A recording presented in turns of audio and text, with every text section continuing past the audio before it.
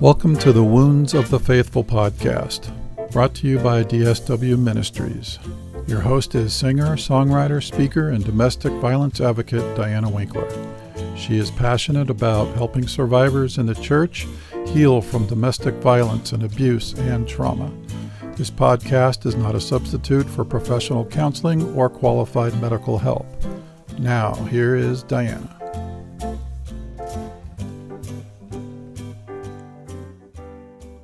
Hi, everybody. Welcome. It is always an honor and a privilege to have you with me today. Today is a gorgeous day in the neighborhood. I've got the day off from work, and I thought we'd take a break from my story again. Brian is having a good day today, and I've asked him to come on to the show.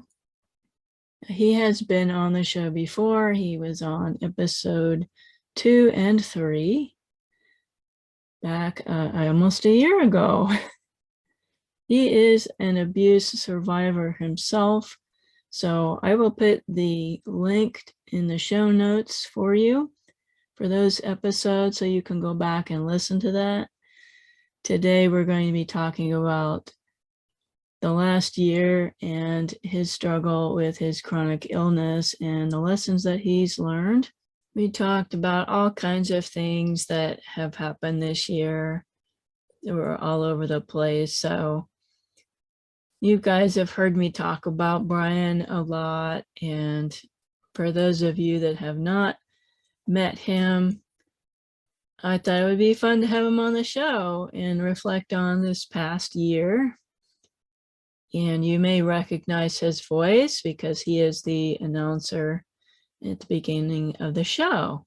And we do have some serious conversation as well as some goofy conversation. So sit back with a cup of your favorite beverage and listen to our conversation today. Okay, so please welcome my husband Brian to the show. Hello, everybody.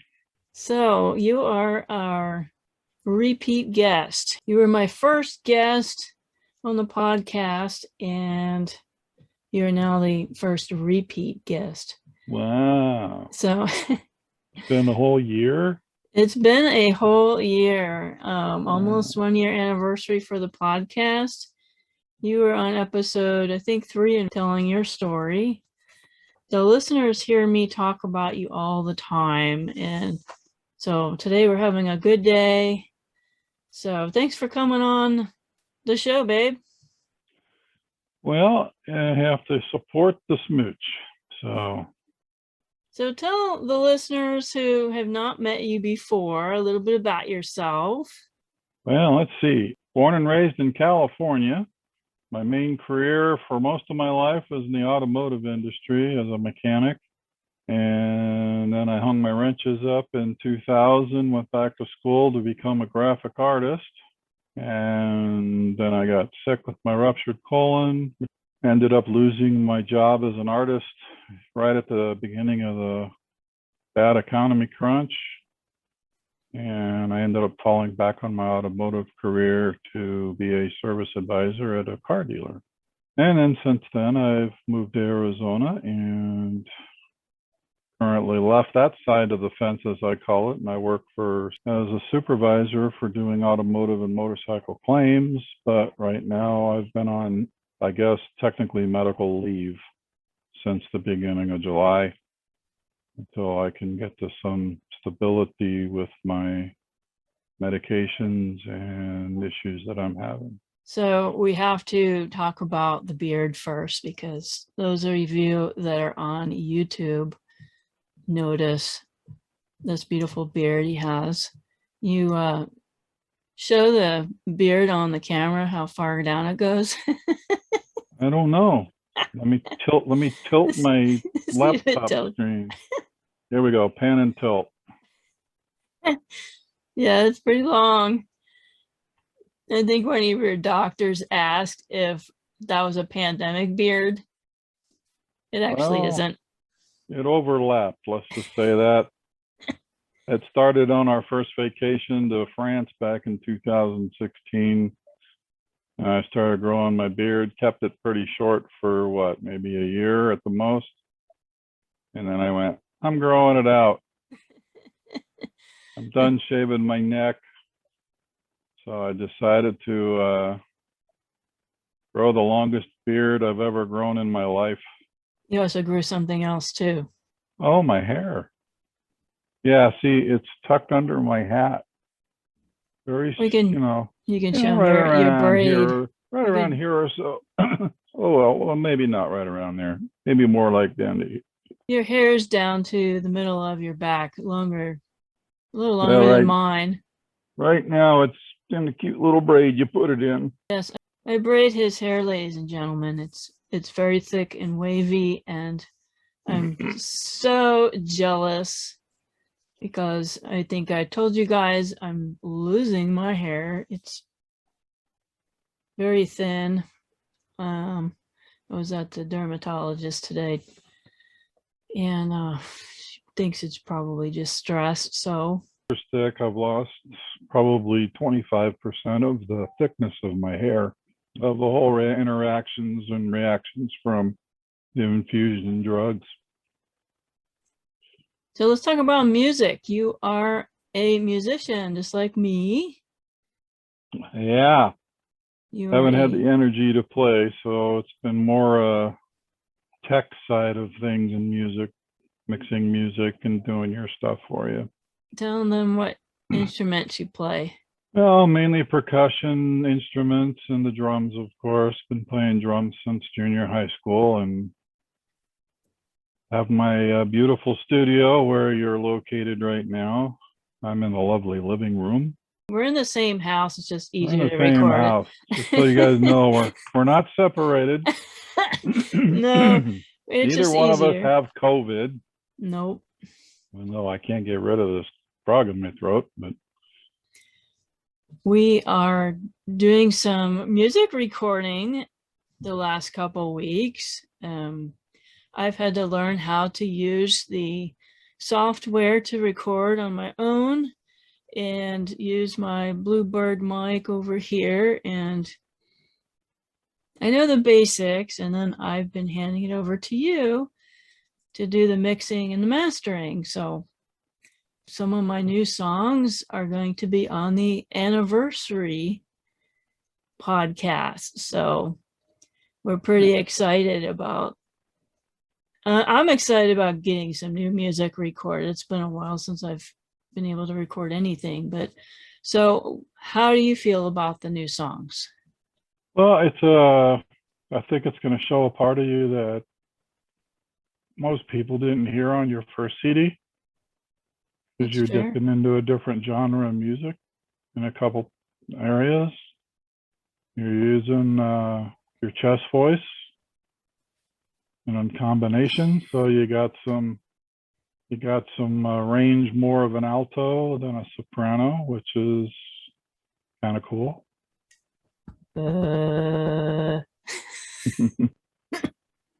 You can start doing all the bass lines now. I'm not that low. You're the bass. But Brian does like the background vocals for some of my songs. He's a bass baritone. And I have my Juno here in front of me. You guys have heard me play the Juno on the podcast a little bit. I'm still figuring it out, but I have thousands of instruments on this Juno keyboard that I'm going to incorporate into the new song. So it should be fun. We'll see what happens, right? Well, it's just a matter of diving into it, and sometimes you just got to push buttons and figure out how things work. I wonder if the camera, does the camera turn around or pivot? I was going to show them your drum set. I don't know. I'd have to come in there and find out. You see if it turns. Yeah, it does turn. Right. Oh, yep, you can see. I'll do the slow pan. Will it go down? It does. So it'll go down. So this is his drum set. Kinda. You're not really. There you go. It is a Roland V drum electronic kit. And it is And so then messy in here right our now. pile of junk. So I'm not Those showing. boxes were from my office at work. I'm not showing the whole room. I'm just showing the fun part of the room. There you go. And then a little bit of the. I can still get to my drum set. So once I start getting some energy back, I definitely want to go in and start playing because it's good exercise. Well, you have to do the drum tracks on my songs. So that's I have to put the camera back up. So this is me. Pool, billiards. Had my pool table up until a few weeks ago. We decided that I wasn't gonna use it as much, so we sold it in order to bank some money and help keep us afloat for while we're in the recovery mode of me going on disability. So luckily everything so far is worked out in the nick of time, so where we've been able to stay current with our bills. So that's been a stress reliever more than a stressful situation, especially with what I'm dealing with. The side effects of these drugs have really hindered my life considerably. Remicade probably was the worst one with fatigue, and I got some neuropathy going on in my feet and areas of my body. I get numb easily, and I've got enhanced achy joints. You don't in the morning when I get out of bed. And then the worst of all is this tinnitus, the tinnitus from hell, basically. It's something that I've had my whole life, but never as loud. I mean, I'd have it after a gig, but I'd always, it'd be fine, the next morning. And yeah, it'll calm down. So, but right now, I mean, it's just this high-pitched teapot whistle, including the hiss behind it.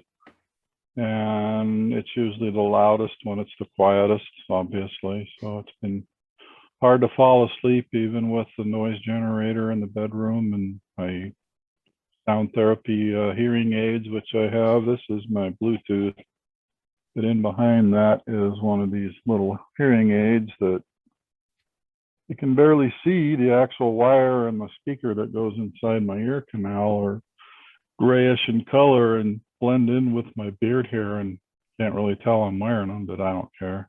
I can barely see them, and I know you have them on. I was like, just praying that they actually do what they say they can do, but it's going to take anywhere from a year to 2 years to reprogram my neurological pathways in my brain is what it's doing in order to divert my attention to the tinnitus, which is very hard to do when it's as loud as it is and overbearing. I mean, it's to the point where, I turn the TV and music up just to equal the same volume. So I hit a little bit of peace, but it's probably the worst part of this whole experience has been the tinnitus, the headaches, the ulcerative colitis. It's a pretty tough disease.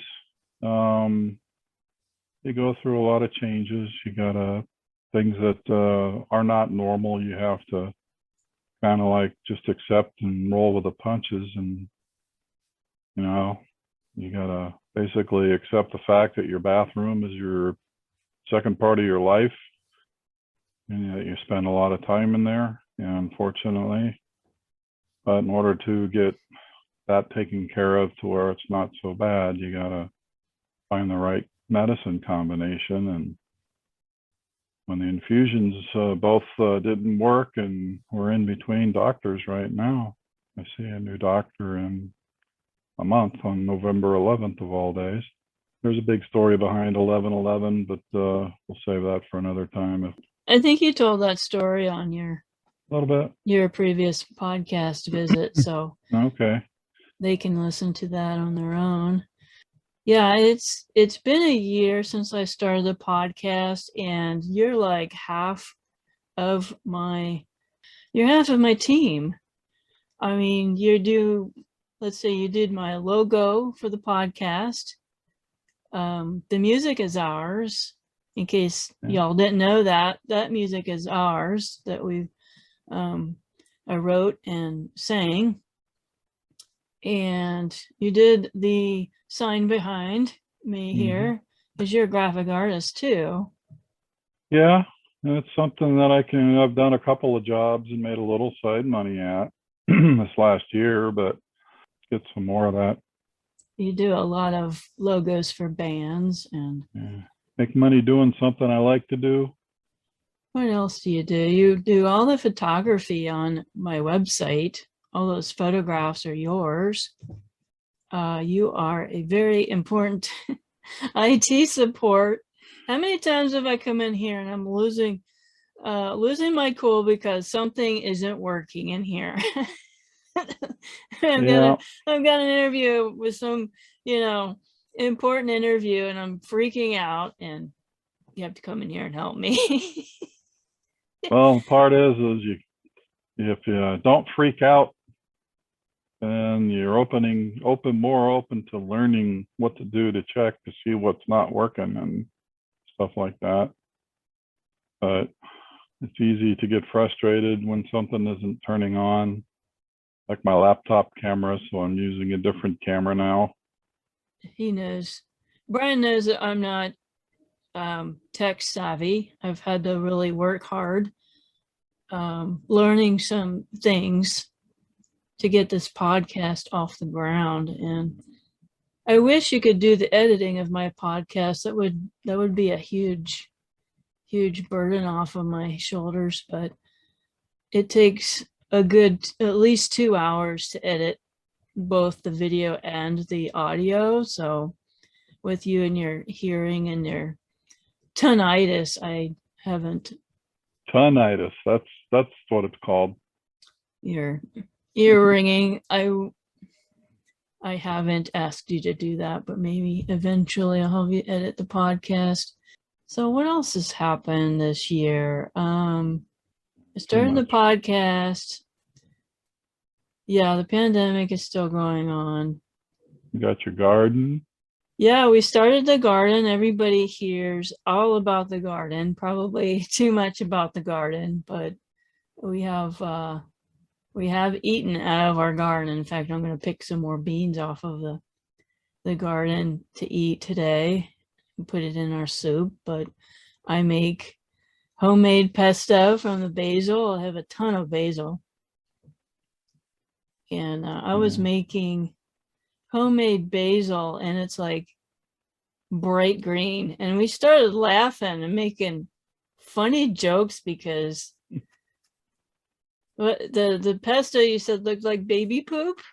It looked like baby poop, and so we started going on the making jokes on the pesto. Gerber green beans and peas.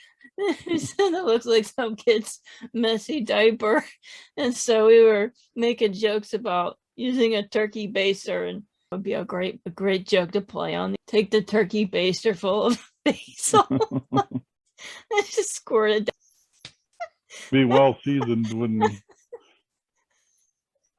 it? We just squirted.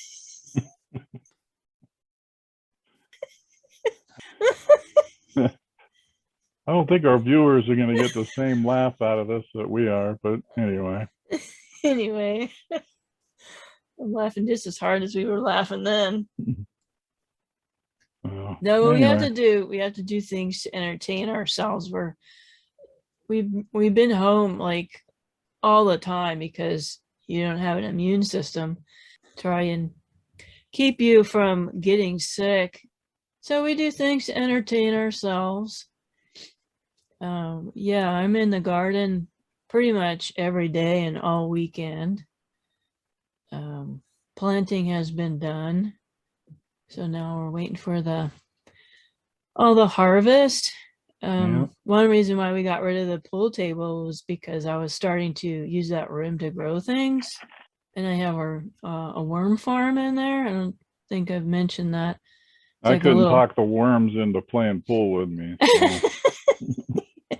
had this little stackable, it's like a worm hotel. And you feed them the table scraps and they just make worm poop. Hey, we're on a roll here talking about poop again. Good fertilizer. It's free fertilizer, and we're going to throw the scraps out anyway, right? So it might as well make good use of it. So I use that in my garden.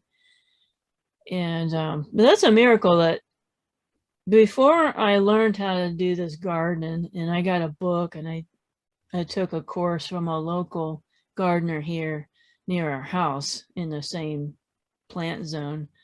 I would kill everything, right?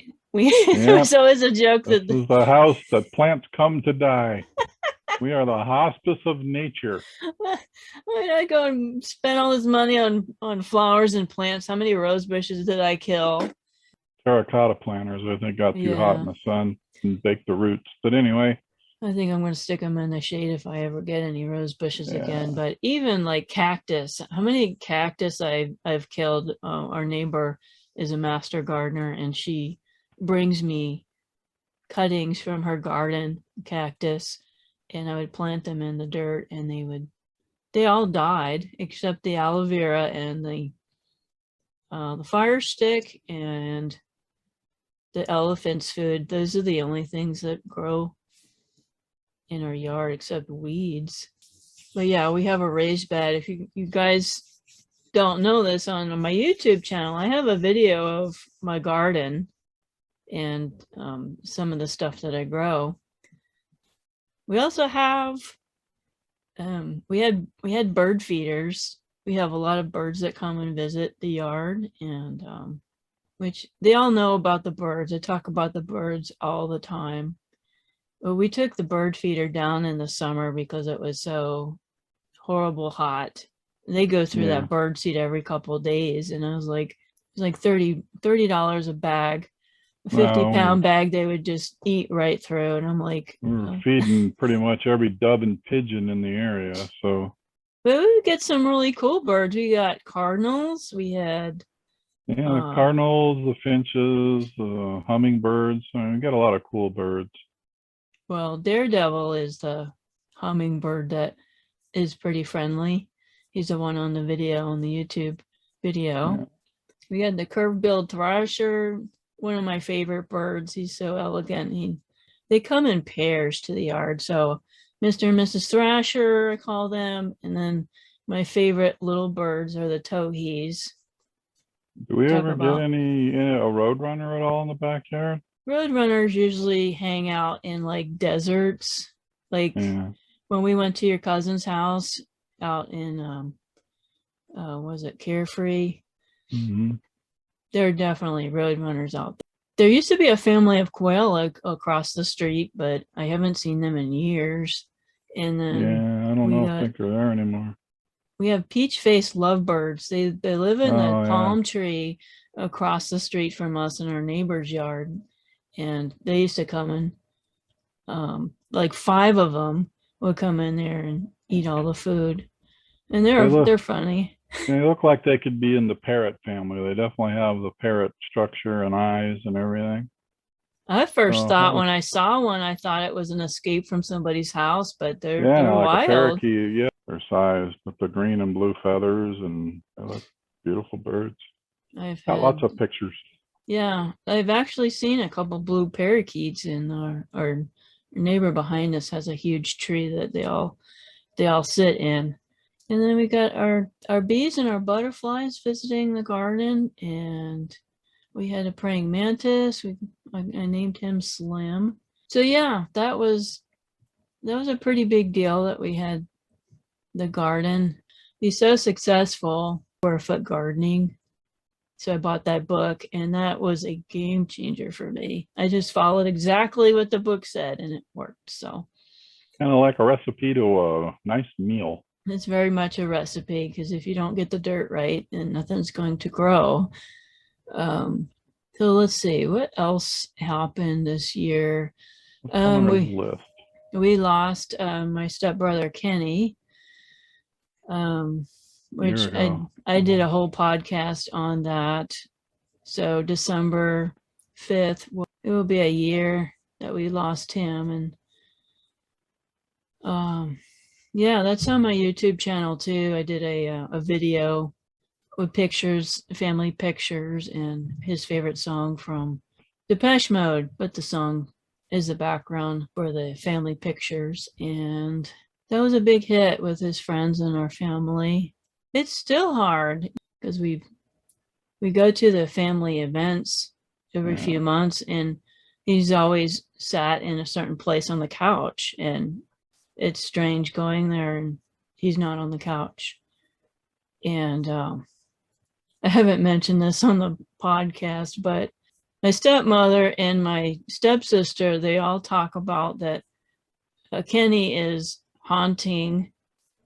Well, I say haunting, but that there was some weird stuff going on in the house. Like supposedly he knocked off a lunch bag and hit my stepsister in the head, real mysterious like. And I was like, give me a break. And oh yeah, the hat fell off the dashboard and hit your dad. And I'm like, okay. And then that's the way she grieves. I'm not interfering with that, but we play music. She plays music that he likes, his favorites. But Christmas is coming. I'm not sure how weird that's going to be this year, but Kenny was very introverted and shy, but he was so stinking funny when we were kids. So funny. And like to play jokes and play pranks, and Air Force veteran. Anyway, so that was a really hard part of the year that we're still dealing with. Anyway, let's circle back towards your struggles and your challenges. I mean, you were out doing gigs with more than one band, and you were part of 3 bands at one point. And setting up and taking down and doing these gigs and having a great time and going to work. And yeah, when the pandemic started, we were working from home, but we were totally okay with working from home, right? Pretty much. I mean, I preferred to stay home once they were going to start trying to reopen, and then now they're basically having everybody work from home. So it was kind of one thing, I just don't know with my health issues, and if I ever get back to where I can go back to work, being able to work from home was a plus, and hopefully isn't. Yeah, I've been kind of stressed out because the things going on at work, that more than one reason, I think my job is in jeopardy. And so I won't get into that because I'm not really allowed to talk about work. Yeah, my stress level has gone up considerably. It's like, okay, I'm the only one working right now, and we haven't gotten the disability approved yet, and we're like finding stuff to sell. It's really been like, that was pretty stressful. Having to trust the Lord, because the Lord has provided for us so much in the past. I've lost my job before, and then you were working. That was right after we bought the house. Remember that? Yeah. We were going to the food banks and stuff.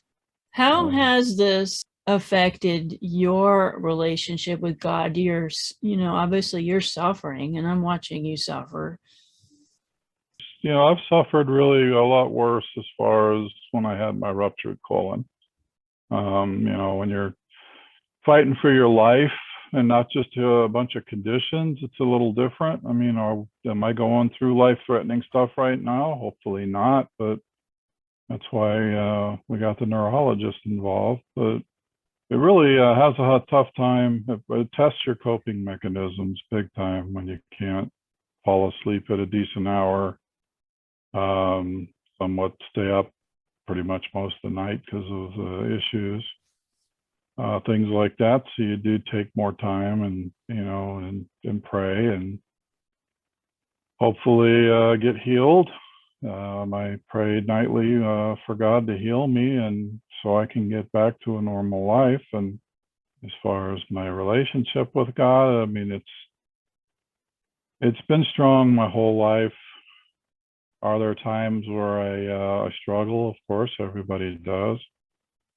Especially when you're on your bad days, when you're feeling pretty crummy and and you can't function normally. It affects you, and sometimes you question why God is letting you go through it. But when I had the ruptured colon, there was many a nights that I would spend just praying and trying to relax and have God open my eyes to,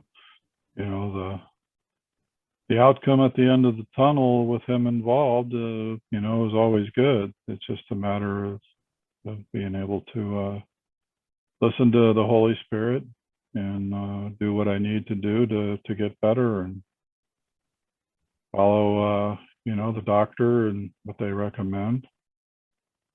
And then pray that God intervenes with the medication and the doctor and everything I'm dealing with. I mean, it was clearly obvious that the previous gastroenterologist didn't have that. I don't know. He didn't really present bedside manner to his patients if he treats everybody the way he treated me and you. That's the most frustrating thing for me, is because I'm in healthcare and I know how things are supposed to be done. And, I'm a pharmacy technician. I know how drugs work. And this doctor just looks me straight in the eye and tells me that the Remicade isn't causing him these problems. And I'm like, yeah, you're lying. And yet none of them started until I got these infusions, especially the neuropathy and the shakiness and the stability issues with all that. And I have to use the cane just to make sure that I have it. I mean, I'm sure if I really focused, I can manage and just hold on to things in the wall and stuff without using a cane, but it helps. And so show everybody your cane. Oh, wow. He got this custom made. I got it from a custom builder in Ukraine. I hope you guys can see that. Got a lion head on the front. And what kind of wood is that again? The handle is made out of burl wood. That's basically the root ball of a big tree. Comes up with some really cool patterns. And then it's been reinforced. So yeah, it's got the lion on the front. Yeah, Brian collects lions. There's lions all over the house.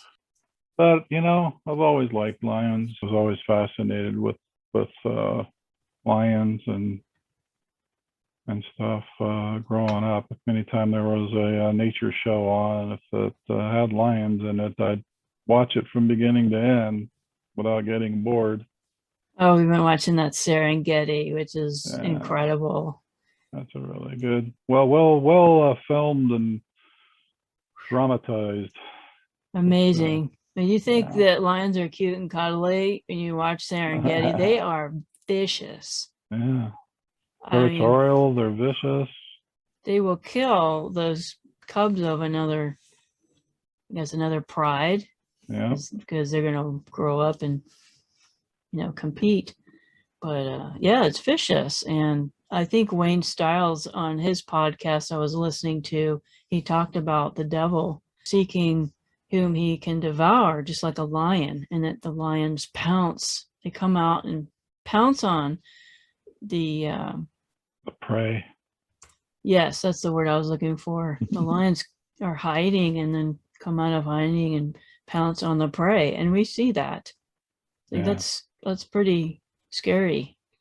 Yeah, spiritually, it's even scarier in this world right now.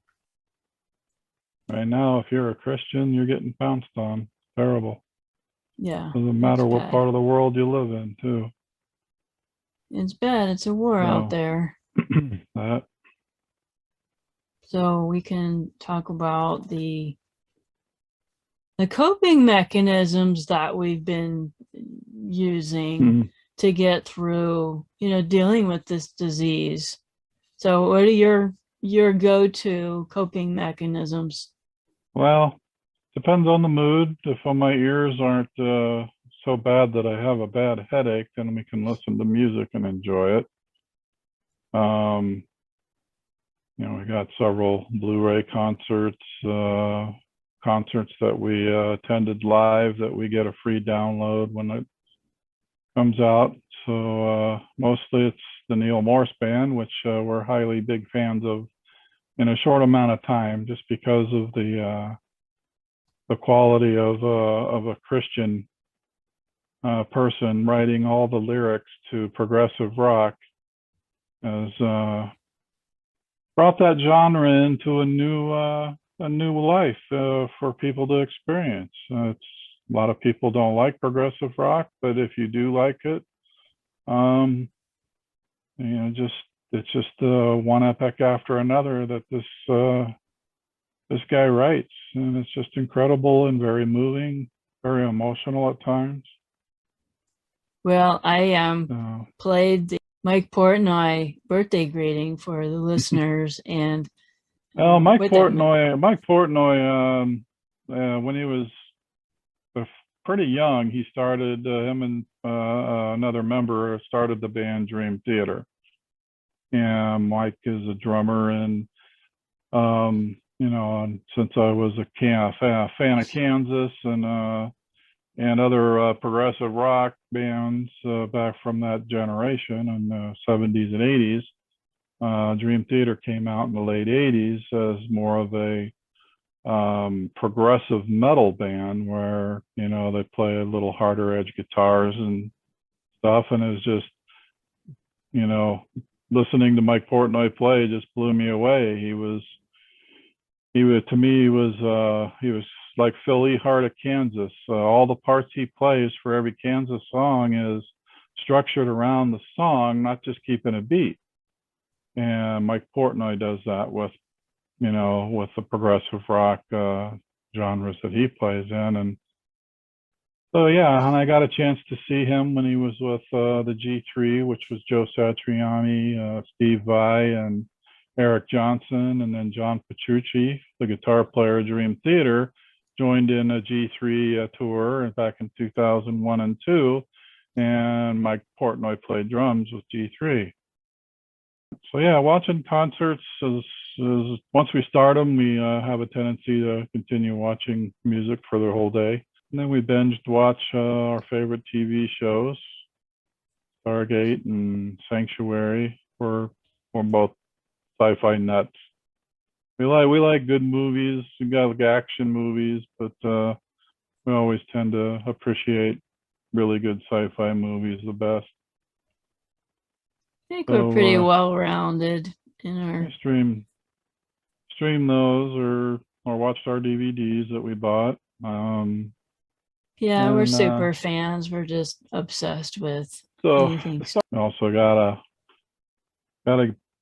have enough energy on a good day to get out there and clean out and redo the whole pond. And we'll get that better. So yeah, a few little tasks around the house that I need to get done when I'm physically able to. As far as I have a crazy little game on my tablet that I played. Basically, it's a time waster. It's like Farmville. Kinda. Yeah, it's like SimCity, where you build your own city and farm lands, and then you got to pretty much keep everybody fed, and it's kind of a, I don't know, a little more advanced than a child's game, I would say, but there's a lot going on. I've seen that game, but I'm out here doing that. And then I got the golf game that I still play too. I've been playing that game for years. It's called Golf Star. You can get it through the Apple or the Play Store, and you're playing. Actually, it's probably one of the best video golf games, other than the EA Sports games that I used to play on the PlayStation. I mean, you've got golf clubs, and we live in an area with some of the greatest golf courses in the world, but I think you've only been playing golf once. Yeah. The only time you played was with my late uncle when he was still here. But Well, for some reason, I lost the interest. I don't know. And that was a big part of my life in Florida. I was wasting a lot of money on green fees to go play golf. And then when I got the job with the print shop, when I changed careers, my boss was a golfer, so I got to play 2, 3 times a week in Florida on some really, really nice courses. Florida also has some of the best golf courses in the country because of the humidity. But my boss would take me out and we'd play golf, 2, 3 times a week, and then I'd put in a lot of overtime on Thursday, Friday, and to get my work done for the press on Saturday. So, but when I moved here, I went and played the one time. I hadn't played probably for over a year, so I never went to a driving range to really. You gotta, to play golf, to enjoy it, you gotta get to a level where you're playing, somewhat halfway decent. I don't play golf at all. If you're using your golf club as a baseball bat and you're shooting your golf ball anywhere on the planet, and because you just don't know, you're out of practice or you just, you're not in rhythm, then it can be a struggle to play and enjoy, and it's expensive. Green fees to play golf are, when I was playing, it's $30 a pop. It's really expensive here Some of too. the other courses, you can pay over $100 to play 18 holes of golf. So I just lost the interest, and I started playing pool again when I got in the league. So I got at least that kind of an outlet to go play pool. Yeah, so the golf clubs will be sold next. Not worth a whole lot. So Happy Gilmore. We got Happy Gilmore golf clubs. So the birthday greeting that you got from Mike Portnoy, you were super surprised about that, right? Diana blew me away with something I had no clue was coming. So yeah, to get that. At first, I hadn't heard a Cameo. I guess I've been out of the loop too long. I didn't realize there was a company where musicians were part of that. They could you can pay them to do a birthday greeting. But so since we were doing the Neil Morse thing and doing the live the Morse Fest 2 years in a row, I figured somehow you got a contact through the Neil Morse band fan page, and I wanted you to think it was that, but close. you wanted to know how I did it, and I was It like, was still good. and then you had another great moment when we just watched the newest Neil Morse concert. It was 2 days, like 3-hour concerts for 2 nights in a row, and then we had the Q&A. Oh, there you are. That's too glary. No, you're not sitting in the dark now. I'm glowing in the dark. Your beard glows in the dark. We did the Q&A session with Neil Morse and the whole band, I guess, before the concert started, and you got to talk to him this time. Yeah, it was the last question of before they cut out to do the performance Friday night. And instead of asking a question, I got to thank Mike in person, video wise, for doing that happy birthday cameo. So, and then all of a sudden, we talked about my beard. So I told Mike, when he gets my age, he can let his beard go now. And he actually had a pretty long beard that he cut back. About down to here. And he colors it. Different colors. Yeah, just a chance to thank somebody that has gotten us through this year. Yeah. So yeah, are we excited about them? Yeah. I mean, they've been a big fill. I would, if you're a progressive rock, but you want clean lyrics and really good quality music with some of the best vocals, go check them out, folks. NeilMorse.com. It'll come up as Radiant Records, and there's videos on there and the stories, everything you want to know. Yeah, this band is like, okay, if we were deserted on a deserted island, what's one album that you would, you know, have on the album that you'd have to listen to the rest of your life? It would probably be Neil Moore's and or Kansas, Yeah. Two for the Show. So we'd each get to pick an album in this proverbial, scenario. So I would pick one and you'd pick the other. Yeah, I on the second night I got to ask a question too, and I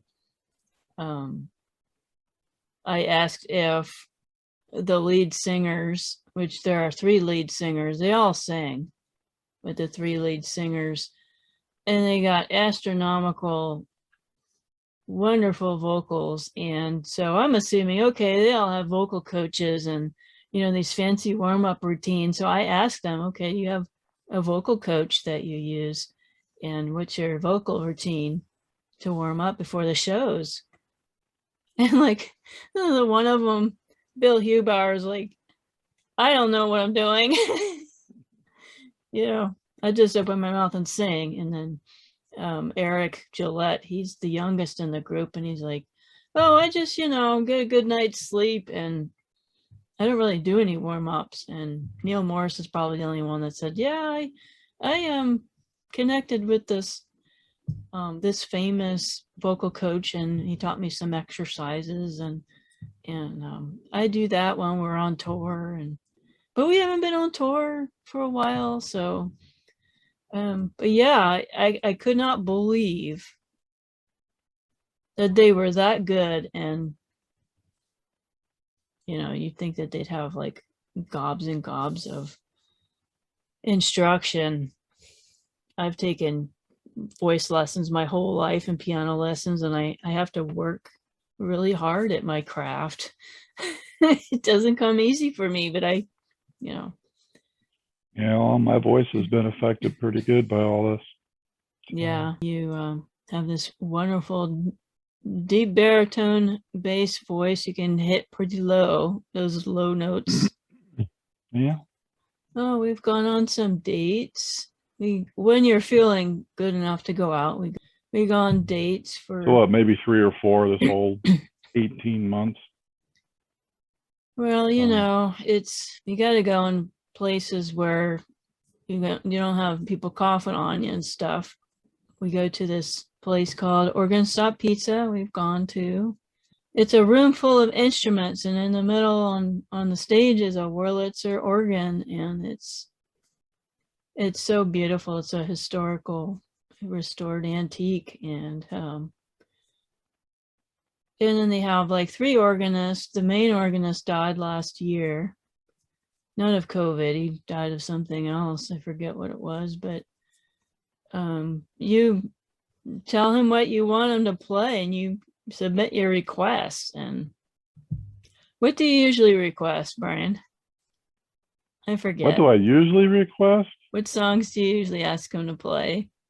Well, this last time we asked him to play anything by Pink Floyd or to play Nights in White Satin from the Moody Blues.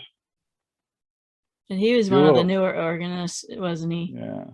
He doesn't know all the just old because songs. They always play the same songs that are common, like movie themes and theme song to Frozen for all the kids. Let it go, let it go. Yeah, just let it go. Anyway, so I asked for songs that normally they wouldn't play, and yeah, he was one of the newest organists. Charlie was the oldest, and they all played like by memory. No notes, no chord charts. And I noticed, because we were towards the front, and I could see him looking at his phone when he was playing the organ, and I'm like, he couldn't be, on social media or texting. That nobody would do that. And so I thought, you know what? I bet he's looking at chord charts, because I hadn't seen him before, and he was really new. And he didn't play any of the old songs, like we said, didn't know any of the classic rock tunes.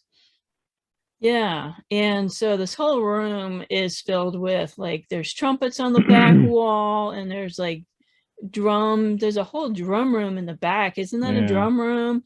And they have There's like bubbles. xylophones, all kinds of anything you can think of that's an orchestra type instrument And then they have those is in horrid there. And puppets.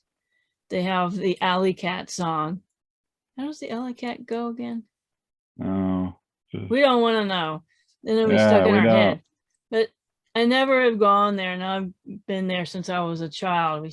My dad used to take us when we were kids, and they always play that stupid Alley Cat song. And then up above the organ on the wall, they have these 4 stuffed puppet cats. And they dance, they do their little dance, and they're old. And the last time I was there, I think I put on the comment card, I said, those cats, those stuffed alley cats really need a makeover, because they look like they've been run over. Yeah, They look so old.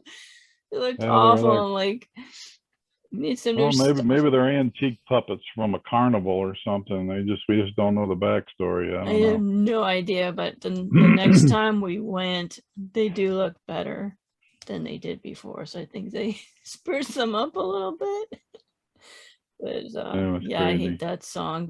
The last time we went, a week ago, on the way home from the doctor's office, Yeah, and they didn't play the Alley Cat. I was so excited. I was like, maybe they did it the first set. Who knows? Or after we left. we Who just knows? missed it. Darn. Like, but I usually ask for toccata, Bach's fugue in D minor. I've played that on my Juno here for everybody with the beautiful cathedral pipe organ sound. I also ask for Rocky. It's called Flying High now, but everybody knows it as the Rocky theme. And because I like to hear the trumpets on the back wall, and you go up there and you do jumping jacks, because that's what everybody does. They go up there and they jog around the picnic benches. But anyway, yeah, we do that for fun. We went to was it Office Max? We went to Red Robin for dinner. They have really good hamburgers. Yeah, not bad. The food's really good. And then, part of our date was pretty much going to Office Max to get a mouse pad and Well, mouse whatever pad else and it was. mouse. I had to get a new mouse. Stopped working right.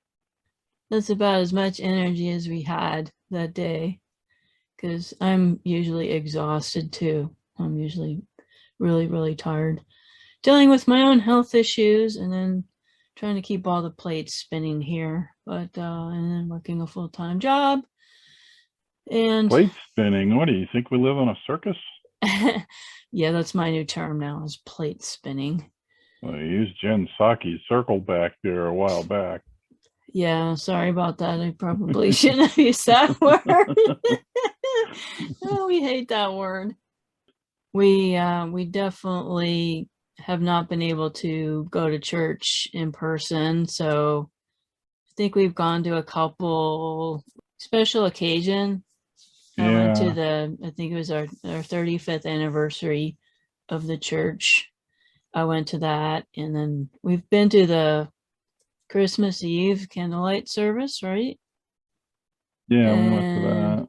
so we go there, but we've had to watch church online. Well, thank God we have the church online, because before the pandemic, we didn't have that. Very few churches did services online, and they had to figure it out. it was kind of like me trying to figure out how to do all the tech stuff with the podcast. And now they have full services, so we're grateful for that. And then if you sleep in, or you're not feeling well enough to get up even to watch the service, then you can watch it when you get up. So that's really convenient. So just to wrap it up here, because we've been chatting for an hour. So what's your closing advice for those that are listening today, how to, deal with maybe their illnesses they're going through, or they're caring for a relative? What would you advise them to get through all Well, this? at first, when I joined the ulcerative colitis group on Facebook, it was interesting to read all the different posts, all the different experiences, people having reaction to drugs like I'm having, so it's a good support group. Occasionally you get people on there that it's, asking advice what they should be asking their pharmacist or doctor, Exactly. Yeah. looking for, I guess, support. So,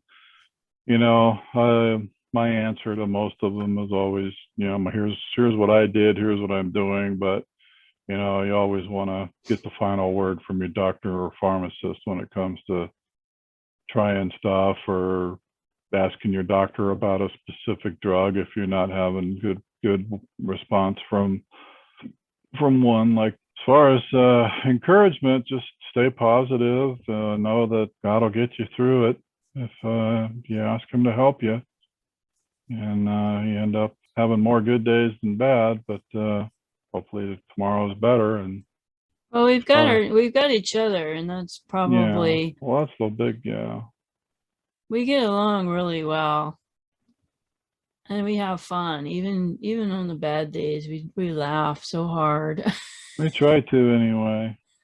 We put on some funny comedian, and we laugh so hard. But usually Brian's the funny one. Brian cracks jokes all day long, but since you've been sick, it seems like I have to be the one to crack the jokes now. It seems to lift you up now, and you've always been the positive one. You're always the one like, we'll get through this. It's gonna be okay. Yeah. But you have to have a sense of humor to get Hmm. through some of the stuff, because just being in the pandemic is stressful for most people.